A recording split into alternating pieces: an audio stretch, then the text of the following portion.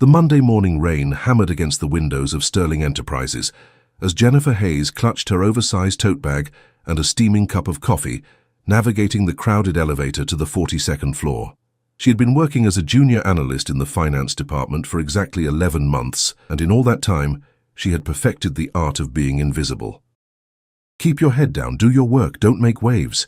That was her survival strategy in a company where ambition was currency and mistakes were rarely forgiven. Jennifer had never intended to work in corporate finance. 5 years ago, she had been a passionate art history student at a small liberal arts college in Vermont, dreaming of curating exhibitions in prestigious museums. But when her father suffered a massive stroke that left him paralyzed and unable to work, Jennifer had made the heart-wrenching decision to abandon her graduate school plans and move back home to Boston. Her mother, already overwhelmed with medical bills and the emotional toll of caregiving, needed help. Jennifer needed a steady paycheck with good health insurance. Art history degrees didn't offer that. Corporate finance jobs did. The elevator dinged at the 38th floor, and more people squeezed in, pushing Jennifer toward the back corner. She shifted her coffee carefully, grateful for the lid that prevented any spillage. Through the glass walls of the elevator shaft, she could see the Boston skyline stretching out beneath the gray clouds, the harbor barely visible through the rain. It was beautiful in a melancholic way, reminding her of Turner paintings she had once studied, all atmosphere and emotion, light breaking through darkness. When the elevator finally reached her floor, Jennifer was one of the last to exit. She stepped out quickly, her mind already running through the presentations she needed to prepare for the afternoon meeting. The quarterly reports had been brutal, and everyone in the department was on edge. Rumors of layoffs had been circulating for weeks, whispered in break rooms and passed along through carefully worded emails. Jennifer couldn't afford to lose this job, not with her father's physical therapy bills increasing each month, not with her younger brother still in college, not with her mother's exhausted face haunting her thoughts every evening. She was so lost in worry that she didn't notice the tall figure rounding the corner from the executive wing until it was too late. The collision happened in slow motion. Jennifer's shoulder bumped against something solid, her hand reflexively tightening on the coffee cup, which only made things worse. The lid popped off, and hot coffee arced through the air in a perfect, terrible trajectory, splashing across the front of an immaculate charcoal gray suit. "Oh my God," Jennifer gasped, her face draining of color as she looked up and up into the face of Marcus Donovan. Marcus Donovan, the CEO of Sterling Enterprises. The man whose photograph hung in the lobby, whose name appeared in Forbes magazine, whose reputation for brilliance and ruthlessness was legendary throughout the financial district. He was 42 years old, had built a multi-billion-dollar empire from a small investment firm his father had left him, and was known for firing executives who made even minor mistakes during presentations. And Jennifer had just dumped an entire cup of coffee on him. "I am so sorry," she stammered, frantically reaching for the napkins in her bag, her hands shaking so badly she could barely grasp them. "I didn't see you. I wasn't looking, "Stop," Marcus said, his voice calm but commanding. He looked down at his ruined suit jacket, the coffee still dripping onto his Italian leather shoes, then back at Jennifer's horrified face. His expression was unreadable. Jennifer's heart was pounding so hard she thought she might pass out. This was it. She was going to be fired. 11 months of careful invisibility, destroyed in a single moment of clumsiness.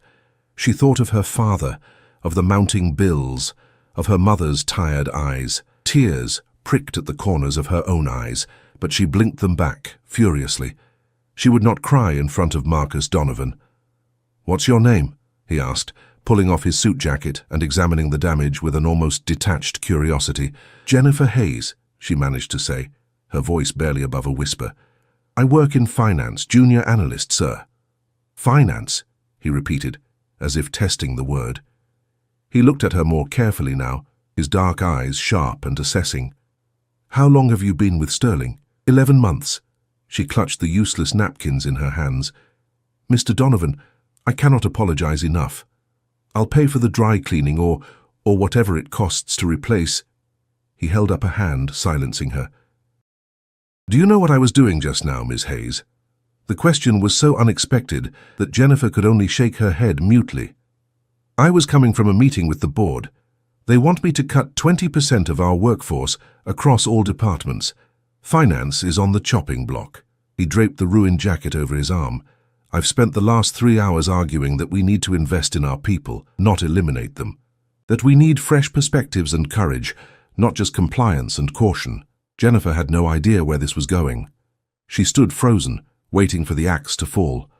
Marcus's expression shifted slightly, something that might have been amusement flickering across his features. "You know what I see when I look at you right now, Ms. Hayes." She shook her head again, not trusting her voice. "Someone who's terrified of losing her job. Someone who's been playing it safe, keeping her head down, trying not to be noticed." He paused. "Someone who's wasting her potential." The words hit Jennifer like a physical blow. How could he possibly know that? They had never met before this disastrous moment. "I've reviewed the quarterly analysis reports from every department," Marcus continued. "Do you want to know whose work stood out in finance?" Jennifer's mind raced. She had submitted a supplementary analysis 3 weeks ago, something her supervisor had dismissed as too unconventional. She had spent evenings and weekends on it, analyzing not just the numbers, but the stories behind them, looking at market trends through a lens that incorporated consumer psychology and cultural shifts. Her supervisor had told her to stick to the standard templates. "Yours," Marcus said, answering his own question. "Your analysis of the emerging market sector was the most insightful document I've read in 5 years. You didn't just report numbers, you understood what they meant. You saw patterns no one else noticed." Jennifer stared at him, speechless. He had read her work. He had actually read it. "So here's what's going to happen, Ms. Hayes," Marcus said, his tone becoming businesslike. "You're going to accompany me to my office. My assistant will bring you a fresh cup of coffee, one with a more secure lid, and then you're going to tell me why someone with your analytical capabilities is wasting her time as a junior analyst instead of running her own department." What? Jennifer couldn't process what she was hearing. "Consider it a working interview," Marcus said, already turning toward the executive wing.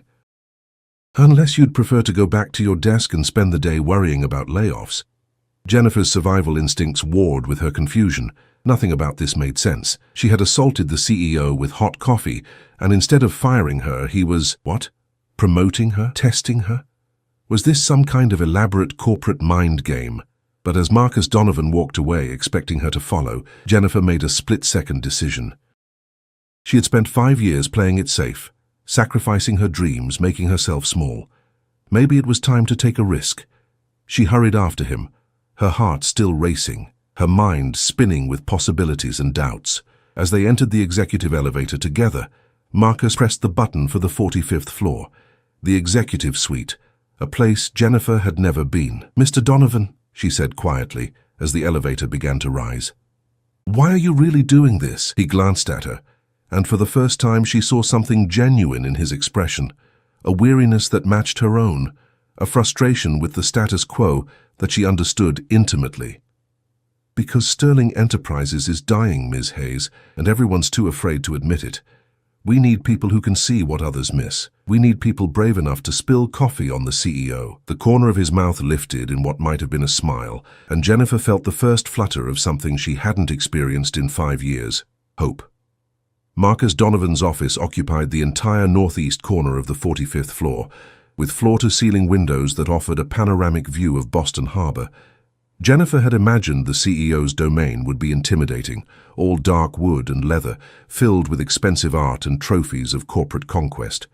Instead, she found herself in a surprisingly minimalist space with clean lines, modern furniture, and walls lined with books rather than awards. A single photograph sat on the desk. A young boy, maybe 7 or 8 years old, grinning at the camera with a gap-toothed smile. "My son, Tyler," Marcus said, noticing her glance as he gestured for her to sit in one of the chairs facing his desk. "He's 9 now. Lives with his mother in San Francisco." Jennifer heard the weight in those words, the geography of a broken family, but she said nothing. Marcus disappeared into an adjoining room and returned moments later wearing a fresh shirt and different jacket, the coffee-stained suit already handed off to someone for emergency cleaning. His assistant, a sharp-eyed woman named Patricia, who looked like she had seen everything in her 30 years at Sterling, brought in 2 cups of coffee, these with reinforced lids, and a knowing smile that made Jennifer blush.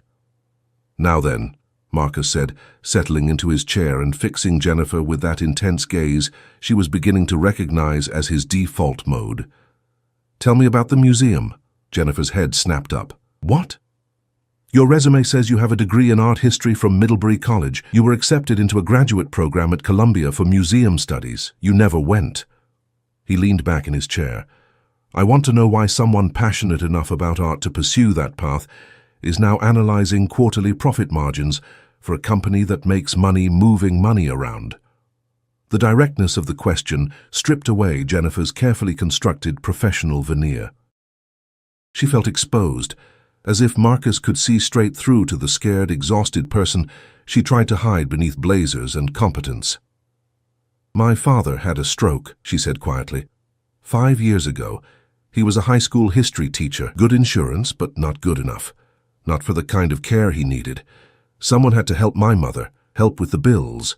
My brother was still in school. I was the oldest. "So you sacrificed your dreams for your family," Marcus said. But there was no judgment in his voice, only understanding.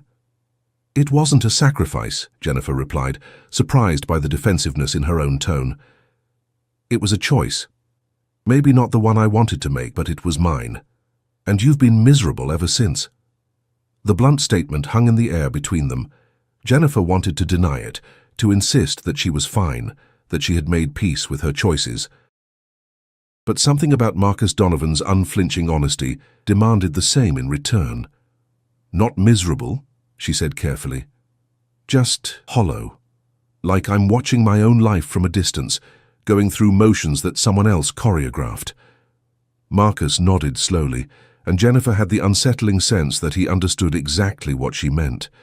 He stood and walked to the windows, gazing out at the rain-swept city below. "I built this company from almost nothing," he said, his voice quieter now. "My father left me a small investment firm with 3 employees and more debt than assets. Everyone told me to sell it, cut my losses, start fresh somewhere else. I was 26 years old and arrogant enough to think I could turn it around." Jennifer waited, sensing there was more. "It took me 10 years to build Sterling into what it is now. 10 years of 18-hour days, of missed birthdays and holidays, of choosing board meetings over school plays. My marriage fell apart. My son grew up with a father who was always somewhere else, always focused on the next deal, the next acquisition." He turned back to face her. "I told myself it was for them, for their future. But the truth is, it was for me, for my ego, for the need to prove I was more than just someone who inherited a dying company." "Mr. Donovan—" "Marcus," he interrupted, "and I'm telling you this because 3 months ago, Tyler asked me a question during one of our video calls. He asked me if I liked my job, such a simple question, and I realized I couldn't answer it honestly. I've spent 16 years building an empire I don't even enjoy running." Jennifer absorbed this confession, understanding dawning. "That's why you're fighting the layoffs. That's why you read my report." "I read every report that crosses my desk," Marcus said, returning to his chair. "Most of them are regurgitated data, safe observations, nothing that challenges or inspires. Yours was different. You wrote about market trends the way an art critic might analyze a painting, looking for the story beneath the surface, the emotional truth behind the numbers. You brought humanity to financial analysis." He pulled up something on his computer screen, then turned the monitor toward her. It was her supplementary report marked up with handwritten notes in the margins. "You identified the collapse in the retail sector 6 months before anyone else saw it coming. You predicted the surge in domestic travel based on cultural fatigue with international tourism. You connected consumer behavior patterns to broader societal shifts." Marcus looked at her intently. "How did you see what my entire executive team missed?" Jennifer felt heat rise to her cheeks. I looked at the data differently. In art history, you learn that context is everything.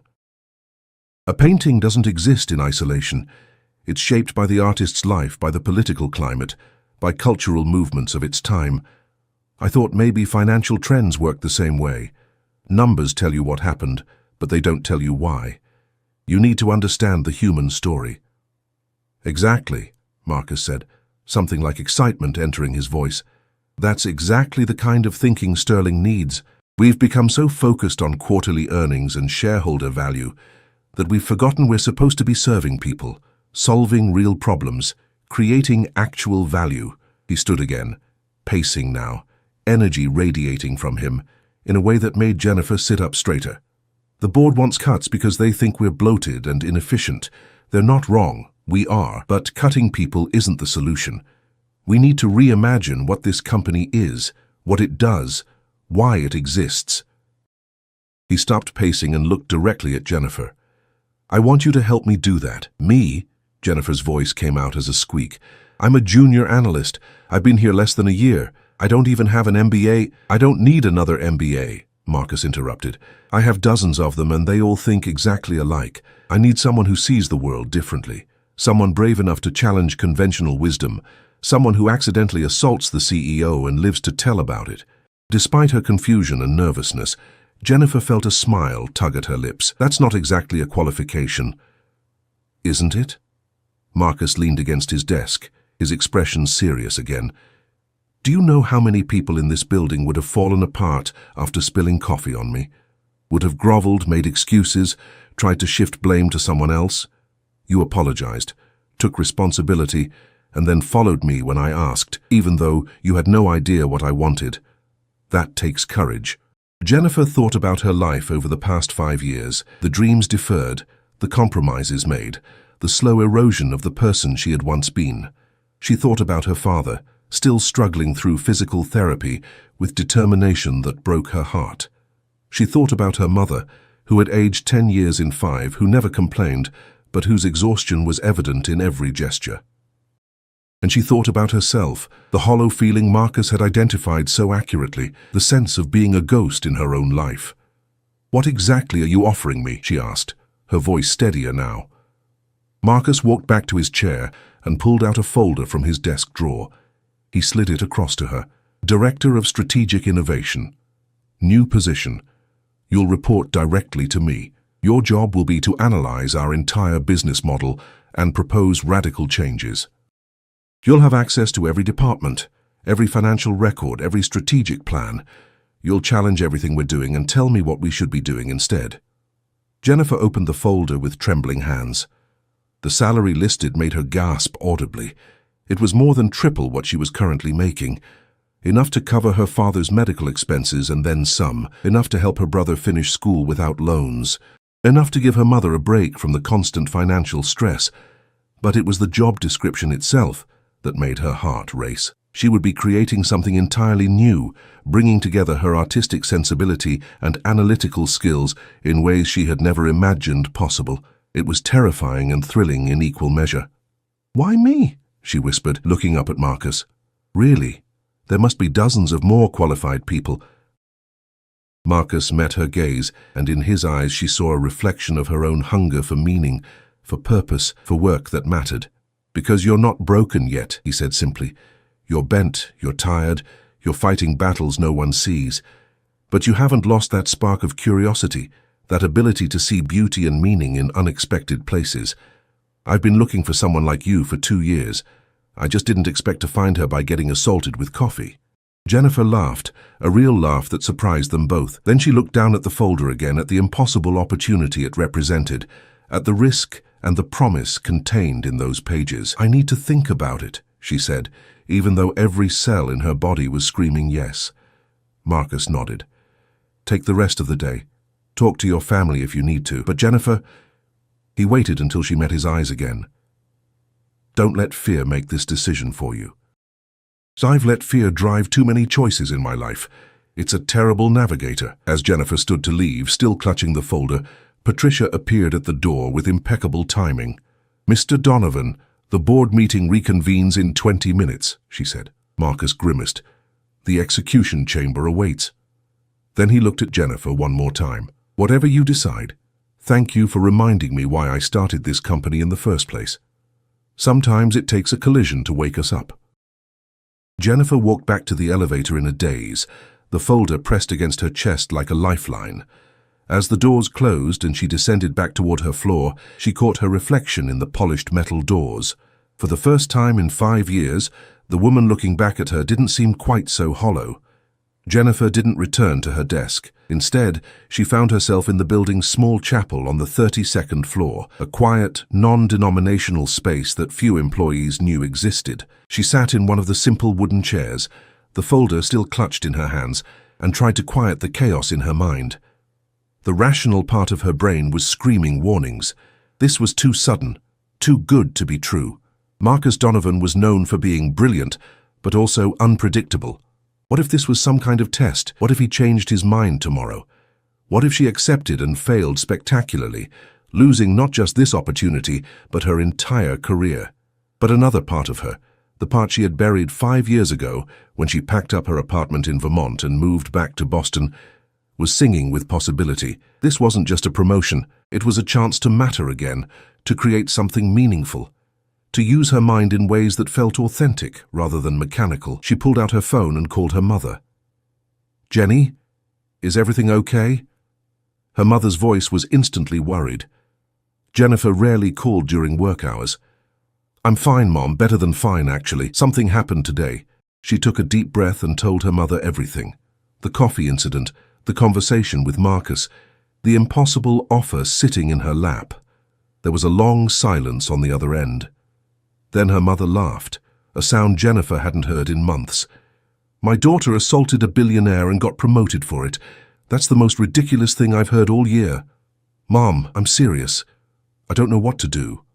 "Jennifer Margaret Hayes," her mother said, her voice suddenly firm.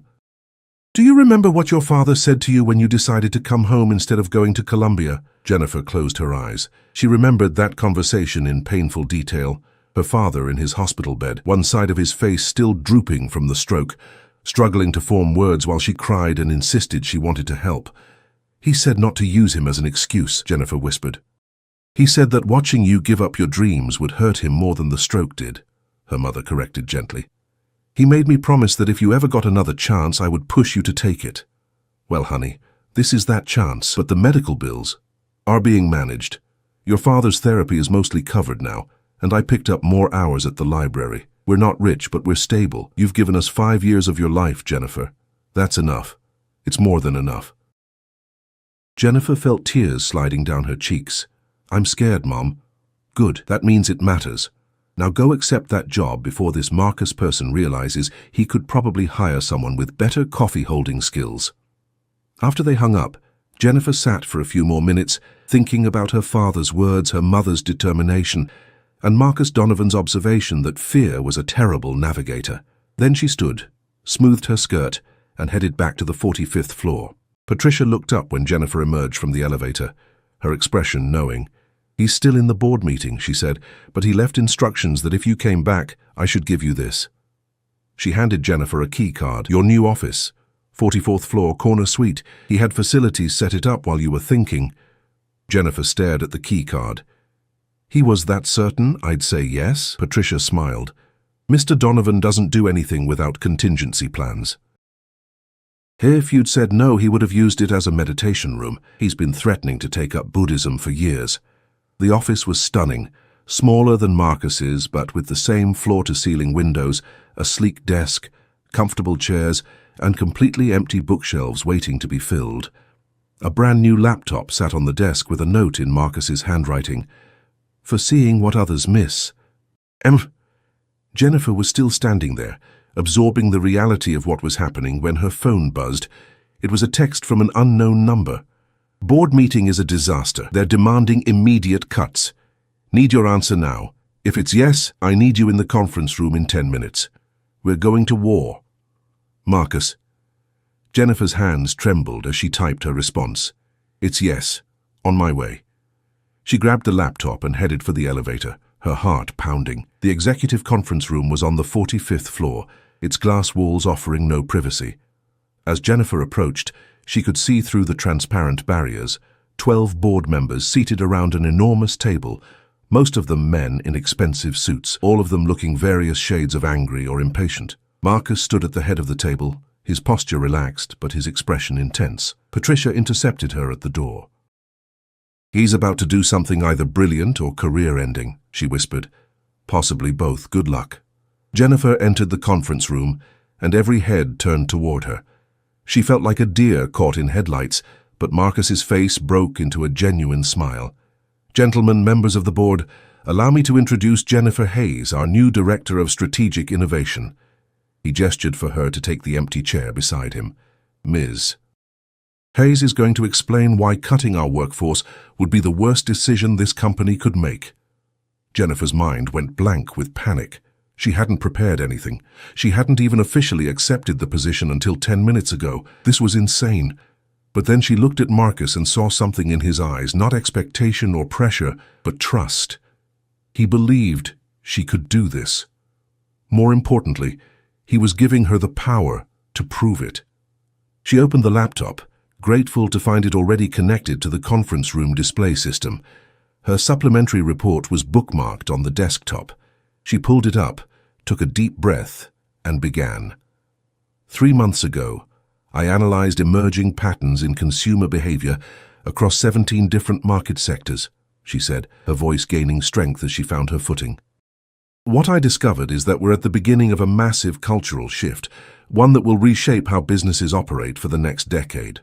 She clicked to a slide showing data visualizations. The traditional metrics we use to measure success, profit margins, shareholder value, quarterly growth, these are becoming increasingly disconnected from actual human needs and behaviors. Companies that continue to prioritize short-term financial gains over long-term societal impact are losing consumer trust at unprecedented rates. One of the board members, a silver-haired man whose name plate read Harrison, interrupted. "Ms. Hayes, with all due respect, we're not a charity. We're a financial services company. Our job is to generate returns for our investors." "And you're failing," Jennifer said bluntly. The room went silent. "Your stock price has been stagnant for 18 months. Your client retention rate is down 11% year over year. Your employee satisfaction scores are in the bottom quartile of your industry. You're not failing because you're inefficient. You're failing because you've forgotten how to create real value." She clicked to another slide, this one showing correlation data between companies with high social impact ratings and their financial performance. The companies that are thriving right now aren't the ones cutting costs. They're the ones investing in purpose, in people, in solving actual problems. They understand that in a world where consumers have unlimited information and choices, authenticity and meaning matter more than price points. Marcus was watching her with undisguised admiration. The board members looked skeptical but intrigued. "What exactly are you proposing?" asked another board member, a woman named Dorothy Chen. Jennifer felt her art history training kick in, the ability to tell stories that connected disparate elements into coherent narratives. Sterling Enterprises has the resources, the talent, and the infrastructure to become something genuinely revolutionary. Not just another financial services company, but a catalyst for sustainable economic transformation. We could create investment vehicles that prioritize long-term societal benefit alongside financial returns. We could develop financial literacy programs for underserved communities. We could use our analytical capabilities to help other companies transition to more sustainable models. She paused, meeting the eyes of each board member in turn. "You want to cut 20% of your workforce to save money in the short term. I'm suggesting you invest in them instead. Retrain them, empower them, give them the tools to innovate. Because the real asset of this company isn't your capital, it's the collective intelligence and creativity of your people. Fire them, and you're just another dying corporation trying to squeeze the last drops of profit from an obsolete model. Invest in them, and you could build something that actually matters." The silence that followed was deafening. Harrison looked like he wanted to argue but couldn't quite find the words. Dorothy Chen was studying Jennifer with new interest. Marcus was smiling like someone who had just won a bet with himself. Then Harrison spoke, his voice measured. "This is a very pretty speech, Ms. Hayes, but it's also naive. Markets don't care about meaning. They care about results." "Then let's give them results," Jennifer shot back. "Give me 6 months. Let me work with every department to identify waste, inefficiency, and missed opportunities. Let me show you how investing in purpose can generate profit. If I'm wrong, you can cut whatever you want. But if I'm right, Sterling Enterprises becomes the model every other company tries to emulate." 6 months is a long time, Harrison said. 16 years is longer, Marcus interjected quietly. That's how long I've been building this company. I'm not going to destroy it in an afternoon because we're too afraid to try something different." The board members looked at each other, silent conversations happening in glances and subtle gestures. Finally, Dorothy Chen spoke. "I'll agree to a provisional period. 3 months, not 6. Ms. Hayes presents a comprehensive plan at the end of that period, and we vote on whether to proceed. But the layoff plans are suspended until then." It wasn't everything, but it was enough. Marcus looked at Jennifer, a question in his eyes. She nodded. "Agreed," Marcus said. As the board members filed out, several of them paused to introduce themselves to Jennifer properly, their skepticism tempered by grudging respect. When the room finally cleared, Marcus turned to her. "That was either the bravest or most reckless thing I've ever seen," he said. "You've been Director of Strategic Innovation for exactly 17 minutes, and you've already bet your entire career on being right." Jennifer laughed, feeling giddy with adrenaline and terror. "I learned from the best. You bet this entire meeting on me showing up." "Fair point." Marcus gathered his papers.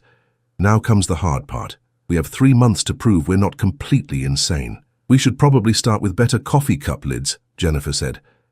Marcus's laughter echoed through the empty conference room, and Jennifer realized with startling clarity that her life had just changed in ways she couldn't yet comprehend. She had taken the risk, made the leap, chosen hope over fear. Now she just had to make sure she didn't fall. The next 3 months transformed Jennifer's life in ways she never could have anticipated.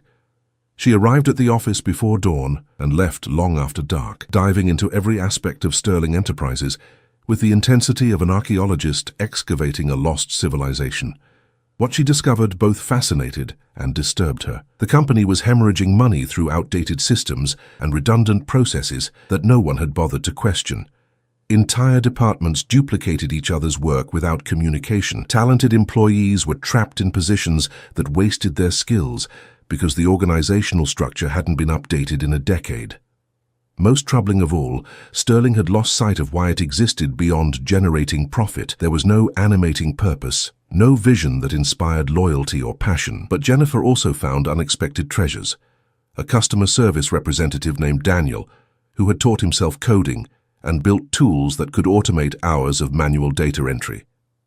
A mid-level manager named Priya, who had quietly been mentoring young women in finance through a program she ran on her own time. An analyst named Robert, who had written a prescient paper on cryptocurrency regulation that had been ignored by his superiors. Jennifer recruited all of them to her innovation team, giving them official roles and resources to expand their ideas. She created cross-departmental working groups that broke down the silos isolating different parts of the company. She instituted innovation hours where employees could pitch ideas directly to leadership without going through layers of bureaucracy. Marcus gave her unprecedented freedom, showing up to her presentations and meetings, but rarely intervening. He trusted her judgment in ways that were both liberating and terrifying. They developed an easy working relationship built on mutual respect and shared frustration with corporate inertia. He told her about Tyler's latest school project. She told him about her father's progress in physical therapy.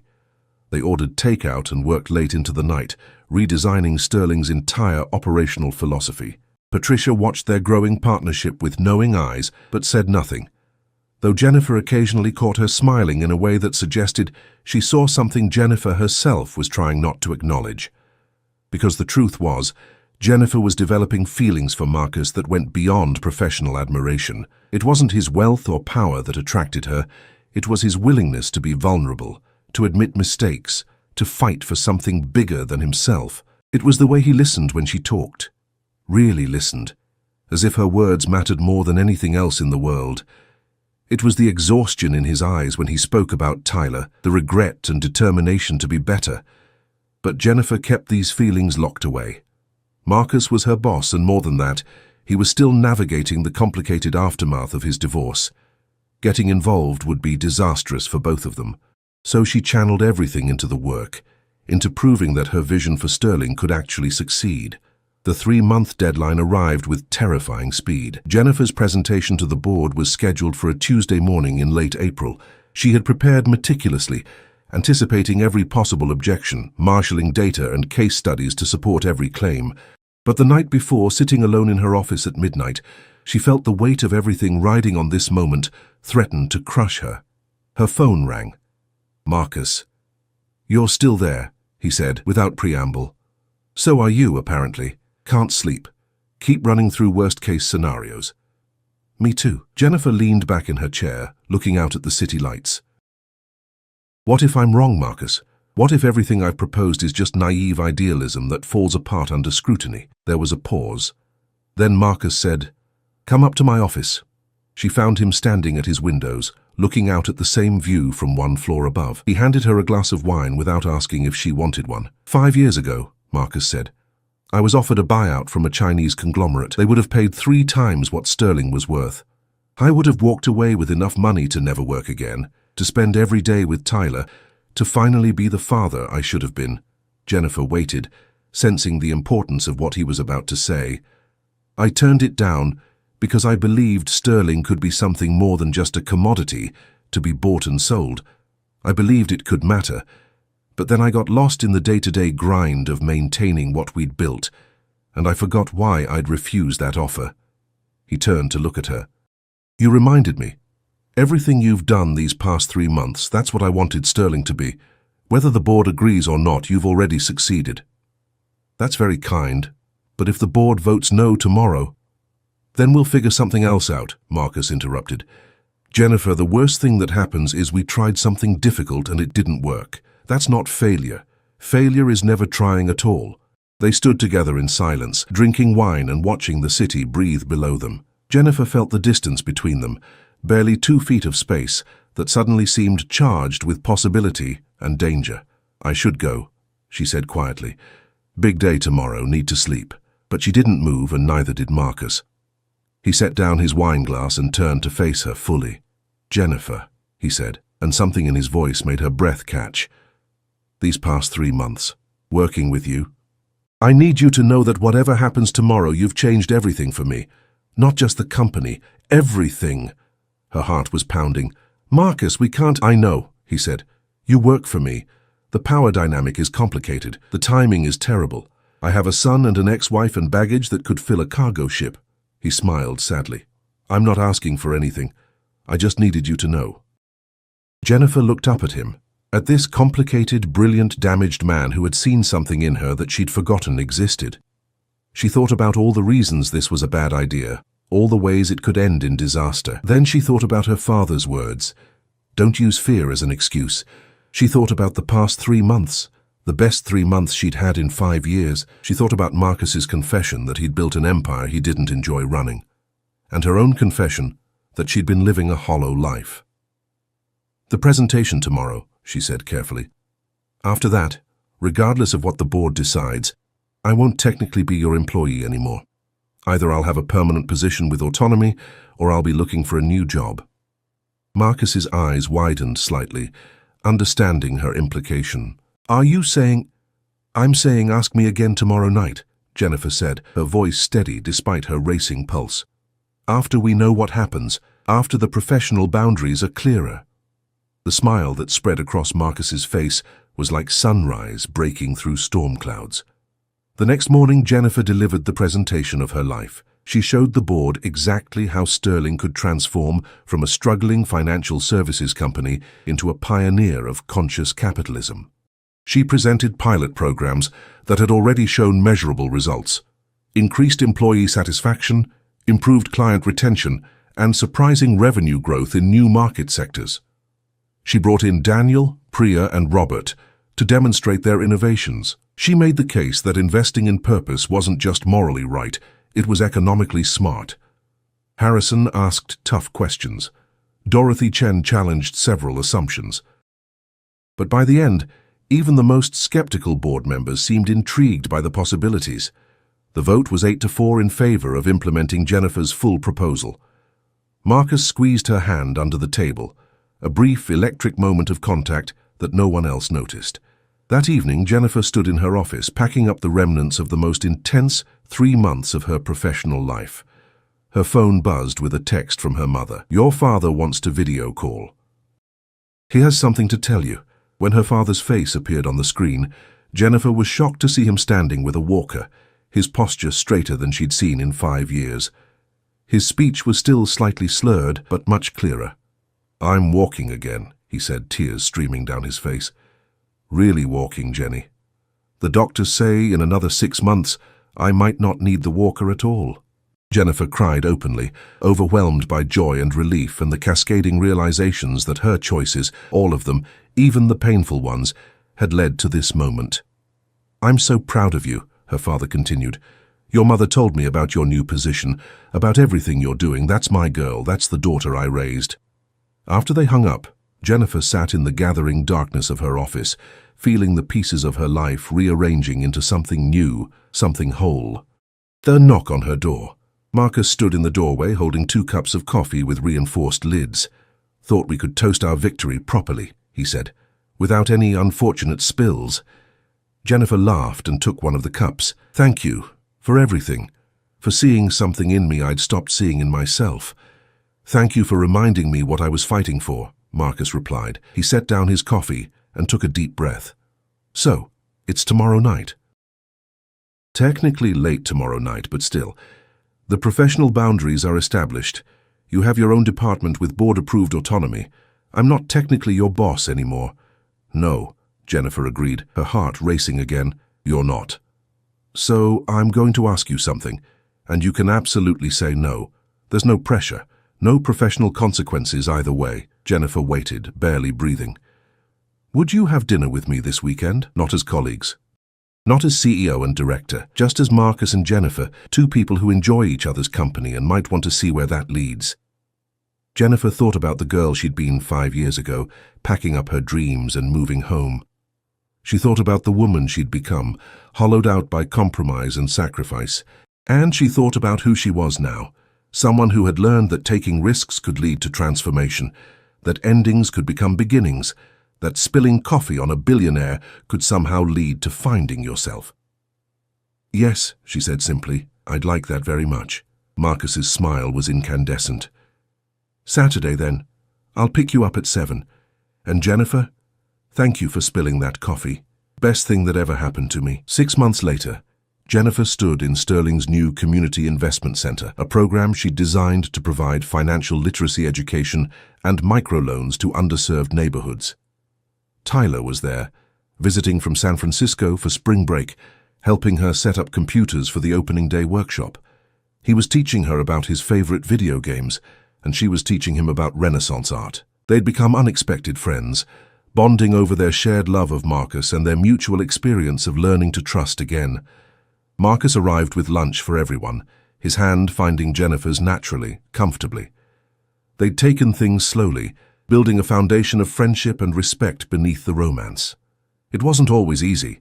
There were complications with schedules and Tyler's needs, and the scrutiny that came with their high-profile positions.